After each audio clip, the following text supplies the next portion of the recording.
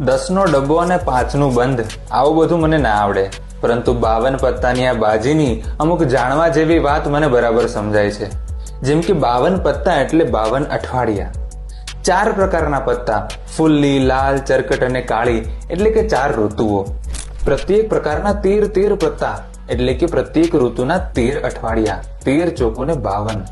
1+2+3+4 આવું જો 52 પત્તા માટે કરવામાં આવે ને તો તેનો સરવાળો થાય 364 વત્તા એક આ જોકર 365. જો 2 જોકર ગણીએ તો 366 એક લીપ વર્ષ. દૂડી રાત અને દિવસ.